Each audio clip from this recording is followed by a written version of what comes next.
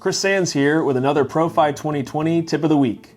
This week's tip, regulate your payroll to only twice a month. Did you know that in most cases, payroll is the only thing that doesn't have a due date? Most businesses, especially small dental practices, run a payroll every 2 weeks. I bet that's what you do. And it's the only wandering expense that you have.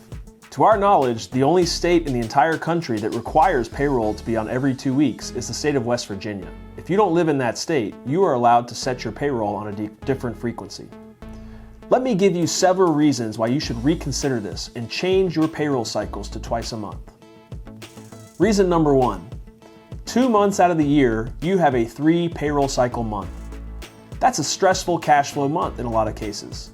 What happens if that month happens to fall on the same month that you, as the doctor and producer, take a vacation?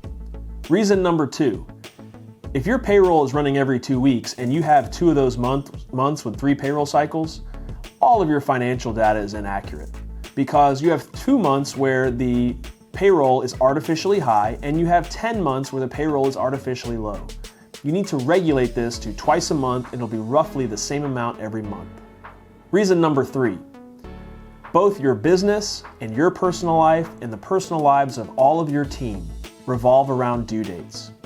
Most people, their biggest due date lands on the 1st, when typically they have rent or a mortgage payment due. When you're paid every 2 weeks and you have this wandering pay date, you don't know when exactly the money is going to be deposited to make your due dates. The last tip is that you have to prepare your team if you're going to make this change. At Profi, we have some great language we can share with you when you're ready to go through this.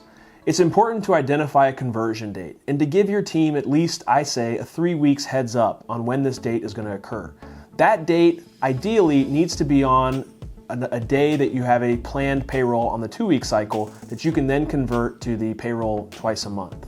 For more information or if you need any help on that, please don't hesitate to reach out.